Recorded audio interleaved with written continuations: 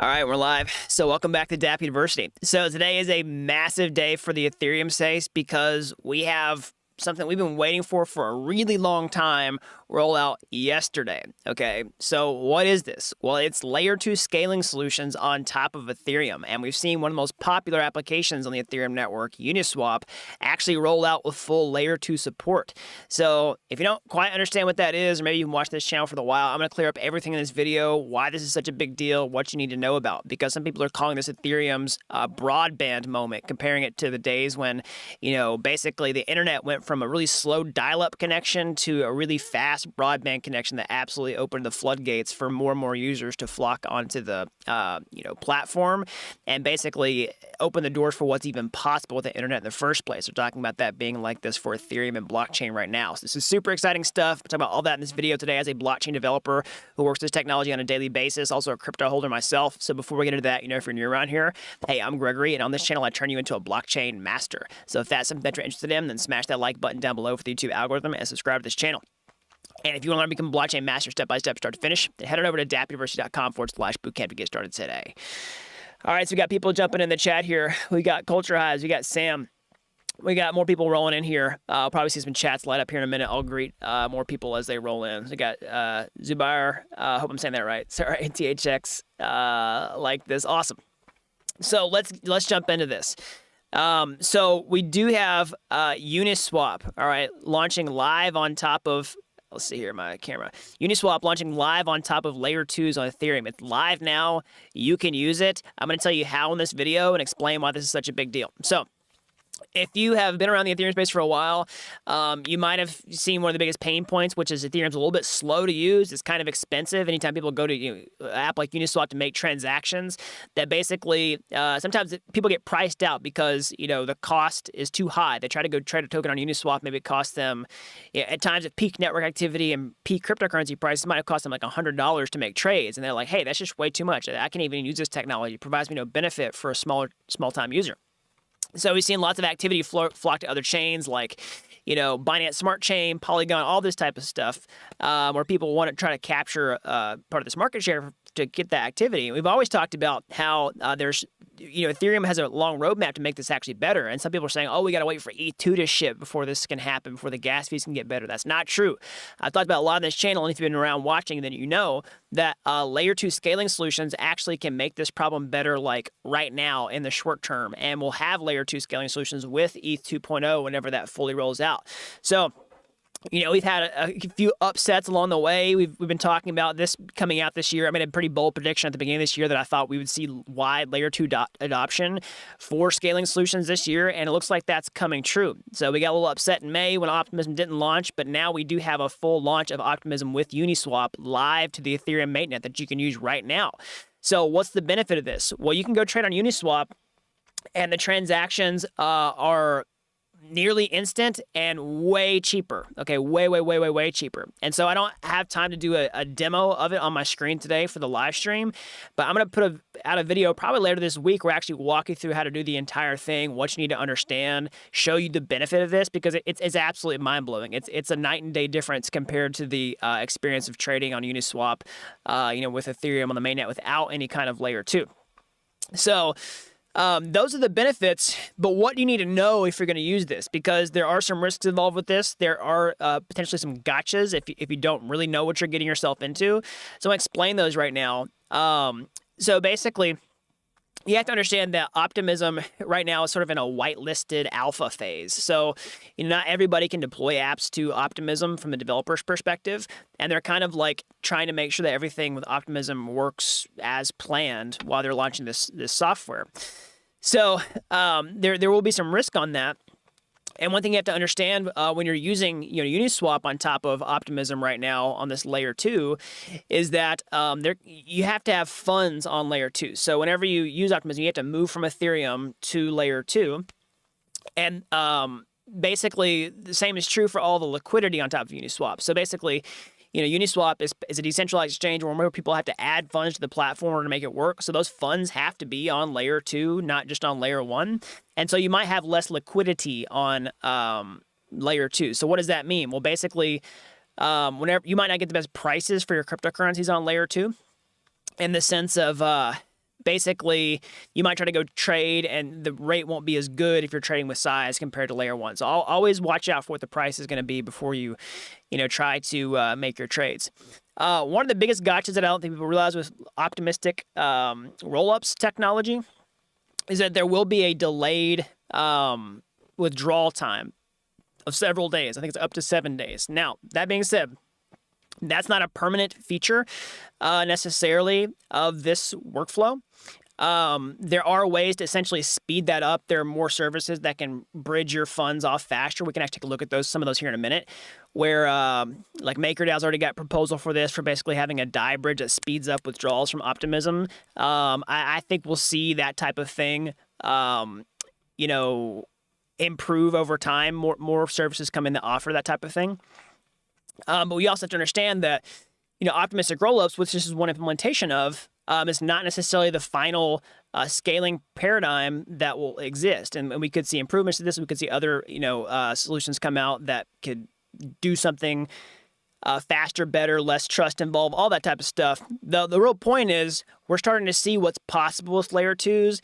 This is a huge moment, a big switch. And now what we're going to see is other layer twos come onto the scene, compete with one another, and the best one or best maybe handful are probably going to win out. That's what I think is going to happen. So this is a huge deal. And so if you want to deploy your applications to Optimism, you have to get whitelisted to do that right now. This will get opened up later once things are sort of, once the kinks are ironed out, all that type of stuff, and we think it's safer for more people to participate. So, is there any questions here?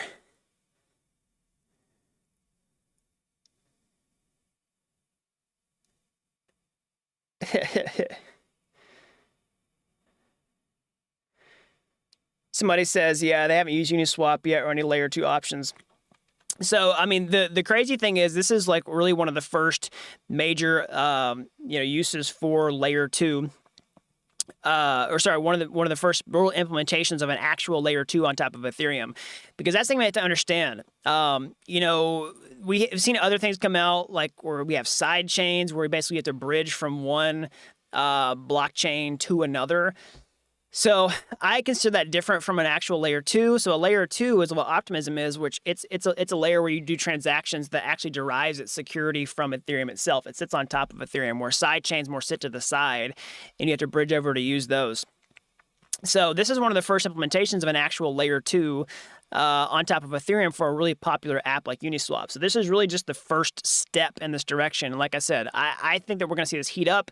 I think we're going to see Arbitrum also come onto the scene with more apps. I think we're going to see, beyond optimistic rollups, I think we're going to see zero knowledge based rollups come onto the scene. All kind of stuff. And this is really just the beginning of the explosion of layer 2s on top of Ethereum. That's where I see this. That's where I see this headed. So this is a pretty big day. And the real bummer here is that this is kind of getting eclipsed by what's happening in the crypto markets. Like yesterday was kind of a rough day for cryptos, for the Ether price. Pretty much everybody's a little bit down. But we just had a major innovation happen. And so to me, this is really good news, because we have so many people that are, kind of bearish on the space right now because of what's happened with the cryptocurrency prices over the past month. I don't claim to know what the future price of those are going to be in the short term. But what I do know is we've seen prices respond to technological innovation in the space, big leaps forward in the space. That's kind of how crypto works, is we have these major advancements and then people get excited about it. And then sort of the bubblish price activity in the cryptocurrencies tends to be reactive to those types of things. Now, that being said, if the crypto markets continue to, have this downward momentum, it could take a while for that reflexivity to kick in, right? I'm not saying it's just going to be like, oh, now that Uniswap's live on Optimism, that ETH is going to 10K tomorrow. That's definitely not what I'm saying here. But in order for people to get excited about crypto, exciting things have to happen, and usually novel, exciting things they haven't seen before. And this is a really good example of that. That's kind of the point I'm trying to make here.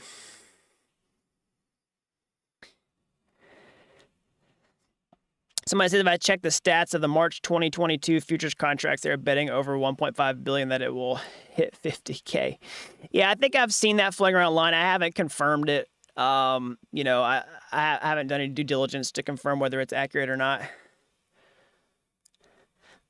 So let's go ahead and so we do see other pretty big news on the Ethereum front. I saw this floating around. Again, I haven't done a ton of due diligence on this to know all the details. But we are seeing somebody can read this. I can't really read Spanish, but I have been seeing that this article is a reliable source to talk about ETF being approved for, or maybe it's Portuguese. I can't tell by looking at it. ETF being approved for Ethereum in Brazil. So we talk about ETFs being a big deal for Bitcoin. We've seen, approval. We've seen lots of applications in the United States, lots of delays, no approvals. We've seen them approved in other countries. People are talking about, ETFs getting approved for Ethereum. And this is an article that I've seen floating around talking about it being confirmed in Brazil. So if y'all can read this, I think this is I guess if it's Brazil, it's probably Portuguese. Let me know if you can, if you see it in the chat, let me know. I'm not an expert in foreign language.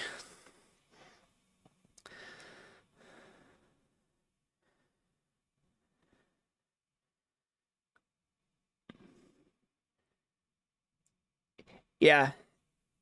Yeah, I know they speak Portuguese in Brazil. I just couldn't tell if the actual article is written in Spanish or Portuguese.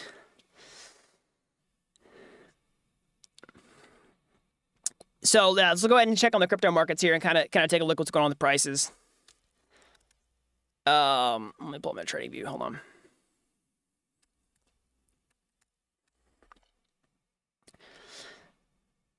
So let's see here.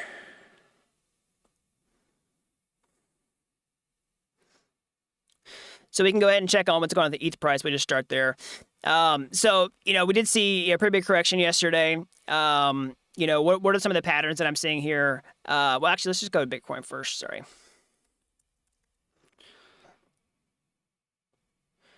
Let's just do the Coinbase. That's fine. So, Bitcoin, we're still kind of on this bearish trend. It seems like we're still bearish here. I wouldn't say this is quite much of a range as much of it is actually just a bear trend. The pattern I'm seeing is lower lows, double bottom here, then lower lows. So to me, what I'm watching out for is what's going to happen right here. Do we actually kind of get above this? All right. Do we retest these lows here? You know what I mean? I would like to see us kind of get in a positive trend before I get too bullish on the space, or too bullish on the price of Bitcoin for the near term. All right, so I'm basically doing what I've done for months and months and months now, which is basically nothing, just sitting and waiting. I don't have any forecast on where this is going to go over the next month. It's just too hard to tell. So let's check on the ETH price as well. Same sort of story. All right. We've seen ETH break below this long-term moving average yesterday, which is pretty bearish. But we do see a little bit of short-term hope in this, this green candle. A little bit of short-term hope in the fact that we did not break below this previous low here. Okay, but I mean we're still seeing this trend of lower highs, all that kind of stuff.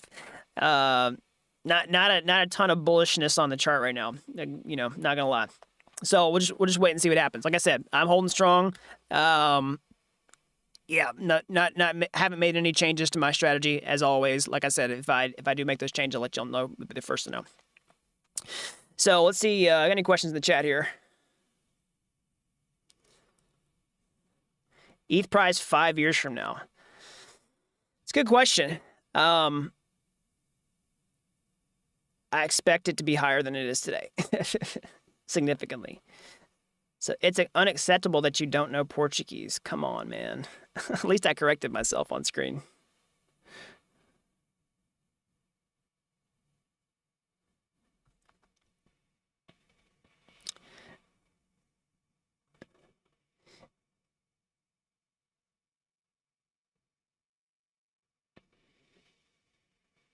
Okay, so let's see here. So one thing I want to talk about with the layer 2 scalings, and this is going to be a little bit of a deeper kind of technical topic, but I think you all still enjoy hearing about it. So basically, one of the big criticisms right now of optimistic rollups technology is basically that you have this delayed withdrawal time to get your funds off of the scaling solution itself. So let me kind of refresh what I mean by that. So whenever you move to a layer 2, this thing built on top of the Ethereum blockchain, you have to migrate your funds from ETH1, which is the layer 1 that you're on, up to the layer 2, and that's basically instant. Like you just do the migration. It's fast as an Ethereum transaction is. So you migrate from ETH1 to layer 2, and then once you're on that layer, you're in this new world of liquidity. So like the Uniswap contracts might be on there. They need their own liquidity, but you can transact quickly.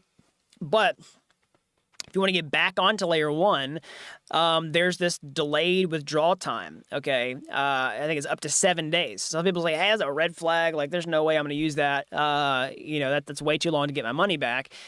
But there are a couple of potential solutions to this. Okay, so number one is we've seen some people think that they're just going to use exchanges to do it. We're basically we need support for centralized exchanges to let you deposit funds and then just withdraw from the exchange itself onto Ethereum layer 2, like Optimism, for example. And then you're just in that world. And if you want to get off of Optimism, then you can just go back to the centralized exchange, and then maybe you just cash out or buy back into ETH, whatever it is. Some people say they can circumvent the 7-day withdrawal time that way, but that's a centralized solution. But a more decentralized solution, not completely decentralized, is basically having a special bridge that helps take the funds off of optimistic Ethereum and put them back onto layer 1. So we have seen basically some proposals to do this from other, DeFi teams. One of them in particular is MakerDAO. So they've talked about introducing the Optimism DAI Bridge with fast withdrawals. So basically, they're working on this, okay? And this is supposed to basically reduce that time. So they're confirming here Optimism requires a 7-day lockup period when drawing back to layer 1. Maker Protocol can reduce this lockup period and allow near instant withdrawals of DAI. So the solution can be expanded to cover other token withdrawals, so not just for DAI, in combination with an automated market makers. Those are the things that power Uniswap exchange. So the initial bridge, they're coming soon, but fast withdrawals are expecting Q3, Q4 2021. So this is part of the wide adoption of layer 2 that I'm talking about. Basically having these solutions that make layer 2s much more accessible in a more decentralized way, where you can, get the benefit of getting on a layer 2 and then, withdrawing. Now, that being said, if we do see sort of predominant adoption of layer 2 technologies to where maybe like layer 2 is a preferred place for people to trade with smaller amounts of money, then they may just get on layer 2 and just stay there. You know what I mean? Especially if there's less risk, because one of the benefits of being on ETH1 is that you have enhanced security. Okay. You have full security of the Ethereum blockchain. Of course, you're going to pay higher gas fees in order to transact on that chain. But if you're holding large amounts of money, you may not want to move to a layer 2. And if there's plenty of liquidity down on ETH layer 1, that might become more of the whale chain, all right? And then, if we have a certain layer 2 that gains a predominant amount of market share, then you might have smaller players just get on layer 2 and stay on layer 2, and you may not need to actually get off with a bridge to get back onto layer 1. So the last thing I'll say about this is I do think that we'll probably see a consolidation around, one or maybe just a small handful of layer 2s. And this is why. And this is why I have pretty big doubts about sort of the future of a multi-chain world, that people are, a lot of people say, oh, we're going to be in a multi-chain world. For the same reason I don't necessarily think that is the same reason I don't necessarily think we'll be in just a massive, layer 2 world, which is you don't want to fragment liquidity everywhere. All right. I think liquidity is going to benefit from network effects, where you want to be on a chain where there's a lot of liquidity, where there's a lot of options on how you can trade things without having to jump around between multiple places. Okay. You don't want to have to trade this token and then get off this network, go onto a different network, flip over to a different network. We're probably going to see a consolidation around maybe 1 or 2, maybe 3 different, environments where a lot of the activity is. And it's going to be interesting to see kind of who wins out in that regard. And so don't forget, it's not always the best technology that wins. It's just the one that gets probably adopted the fastest. Now, the best technology can get adopted the fastest because it has the best benefits for the user, and that's what attracts them in the first place. But sometimes being first can just give you a massive advantage. And so if you're one of the first people to launch with a really popular app like Uniswap, we'll see what happens. I'm not necessarily saying that that means it's that Optimism has secured the lead here, but it's a good start. I'll put it that way.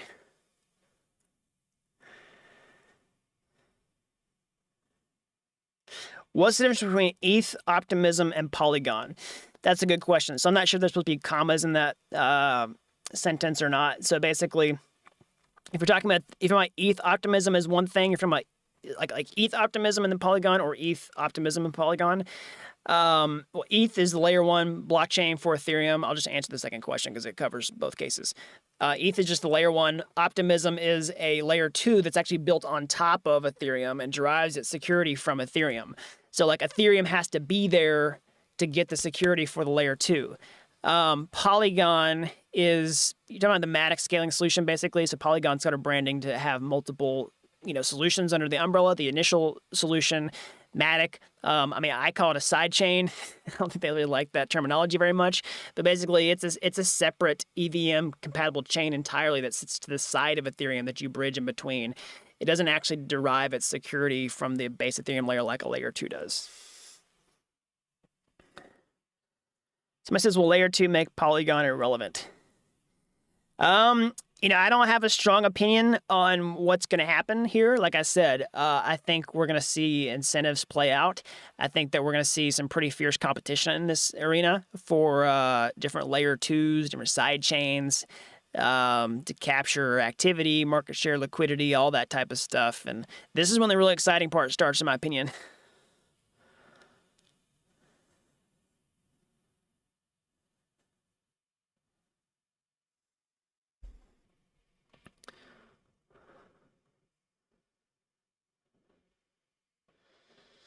Somebody says, is that what NFTs are? Basically a way to not have any duplicates or preventing people from copying something.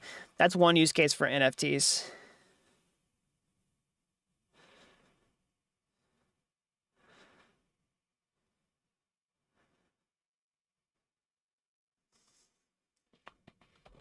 So, let's see here.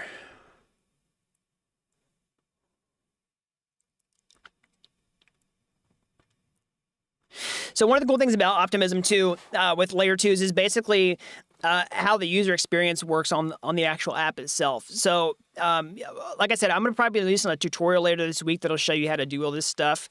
Actually how to use Optimism in the real world. If you want to get your hands dirty, you want to wait and just see how it works, I'll probably release a video on that. So make sure you subscribe to the channel, turn on notifications. You'll find out about that whenever it comes out.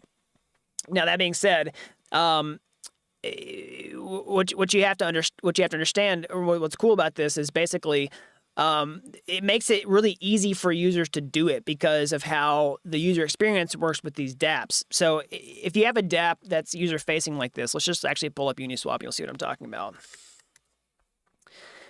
Let me just wait for it to load on my screen here. Actually, hold on a second.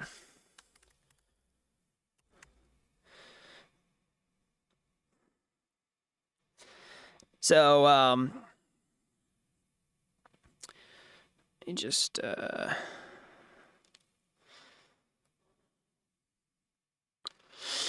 so what's cool about this is basically when you look at an app like Uniswap, for example, it makes it really easy to use it because you have the Uniswap smart contracts that are deployed to the Ethereum mainnet right now, and then they also have to get deployed to the Optimism mainnet.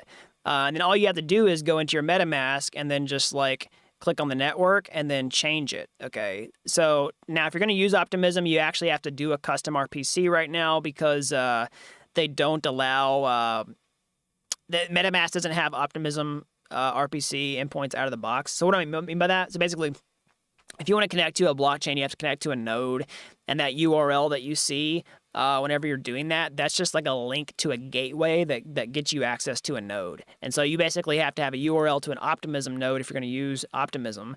But the user experience I'm talking about is it makes it really easy for you to switch over to layer 2, because once you're on this page, all you do is open your MetaMask, you just switch networks, you use the same app, but now it talks to a new thing, and now you're making transactions much faster and cheaper. So again, watch out for a video later this week. I'm going to put out a tutorial on how to do this, because this is a big deal. This is a really big deal. We've been talking about this for a long time, and this is going to probably fly under a lot of people's radars because, like I said, they're starting to check out. Crypto prices are going down, and they're not even watching the tech at this point, and this is a major, major, major, major leap forward. And I made the video about yesterday. Go watch it if you haven't seen it. Why right now is such a critical time to pay attention to crypto and the whole blockchain space, because you're going to be doing the opposite of what most people are doing, and you're going to be doubling down the technology and learning about this stuff and getting ahead and securing a position that's going to be leaps and bounds ahead of other people who have fled the space and aren't even watching anymore. Basically, all the fair weather people who came into crypto the past 6 months or so because they watched the prices go up and they thought it was going to be easy and they were just going to ride this rocket ship to the moon. Well, whenever the rocket ship could turn the other direction, they were like, well, hey, I'm out of here. So that's where all the opportunity lies, is basically paying attention to this space while it gets quieter. Sorry, I got some spam in here. Let me just...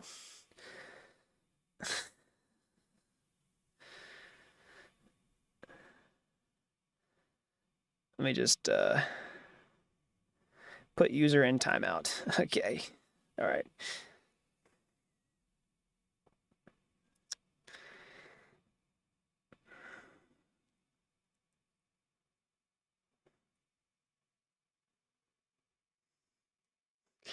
So what do I think August will have in store for us holders? This is a good question.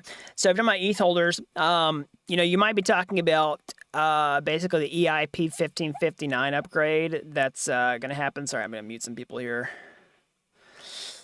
So basically, we do have the EIP 1559 upgrade happening. It's August. I can't remember the date off the top of my head. It's either 4th or the 14th. I can't remember. I hope at least one of those is right. You have to go fact check me on that one. But it's very soon in August. So basically, this is a big network upgrade that everybody's excited about. It's got lots of benefits. One of the biggest benefits is basically the burning of ETH whenever new transactions are created. So I do think that's going to have an impact on ETH long term, based upon sheer supply and demand economics. But if we do see a lot of selling pressure on ETH, like the demand has to stay the same for ETH or increase to really see that positive price impact. But if we stay bearish, then basically, like, I don't see a good reason why EIP 1559 would have a strong impact on the price of Ether in the short term. It's just reality. But long term, I definitely think it's gonna be a good thing.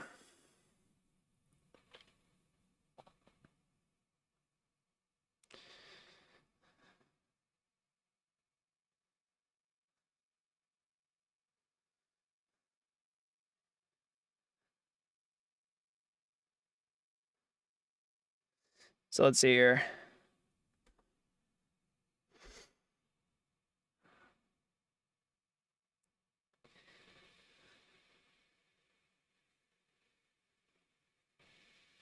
So all the liquidity on ETH, can Optimism get that amount of liquidity?